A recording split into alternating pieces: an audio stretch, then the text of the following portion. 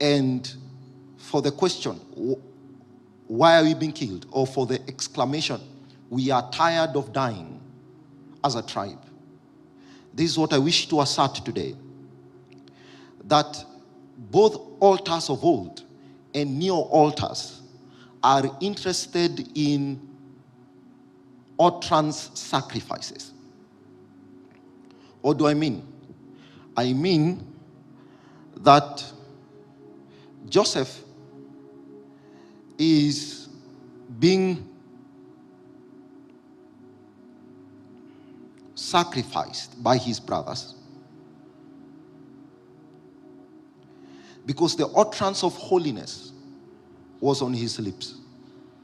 Not just the utterance of holiness, but the utterance of the future. He reported to his father the evil deeds of his brothers, but not just that he could see the future. The mouth to articulate the days to come was with him, and he was therefore stretched on an altar and sold out. But forget about Joseph, and we shall be coming back to him. Let's talk about Jesus. One of the reasons why Jesus was killed is because his glory was the word. Jesus was the word. And that's why the Bible says that all that had him marveled. All that had him marveled. What did he have as the word? He had an utterance. Folks, in the first century, and this forms the basis of our faith, it is an utterance that was situated upon an altar. Put it more plainly, it is a word that was sacrificed. I'm coming to you. It is a word that was sacrificed. And therefore, for any altar subsequently, let's just be fair in our outlook. When we are coming to quench revolts, if you have studied Chinese history,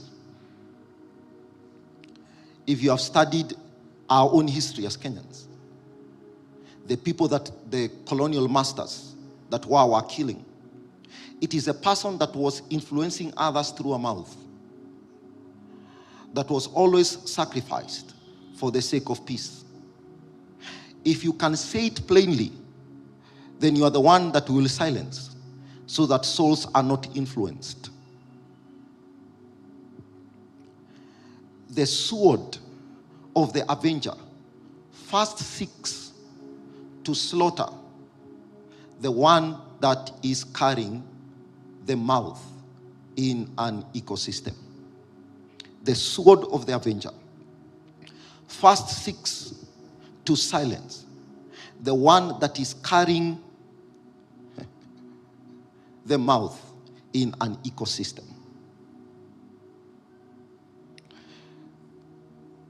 So Jesus has multitudes following him. But the question is, now that his thing is a movement, what we want to know is, where is the mouth of this movement? It's a holiness movement from Capernaum.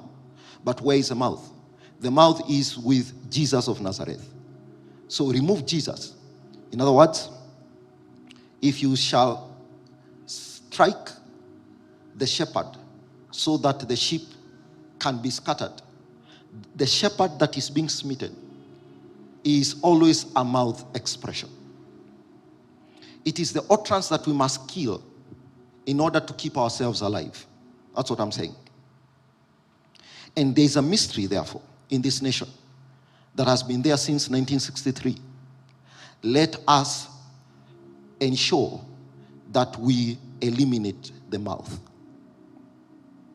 So if you spoke with any of these contemporary Luos, they will decry the fact that from independence, there are certain historical injustices that have played out against their tribe.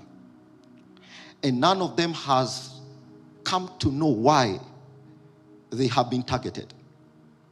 They have been targeted, as it were, politically. They have been targeted ideologically. Politically, no, from men like Robert Ouko, politically. What about ideologically? Some of the greatest mysteries, both in the church and in the world today, in Kenya, are hailing from this mouth portal. How so? Because both the fallen church has sought to take advantage of this tribe because of their inherent God-given ability. And the world as well. For instance, and this I'll say in passing, that the person that is being proposed in the spirit to carry the pride flag in this country comes from this region. How so? Because such things, for them to be downloaded in a nation like this, we need a mouth, we need an utterance. They are a comedian and an influencer, but they come from this region because there's something about them that God put in them, but the enemy has been so desperate about putting it into use, a mouth.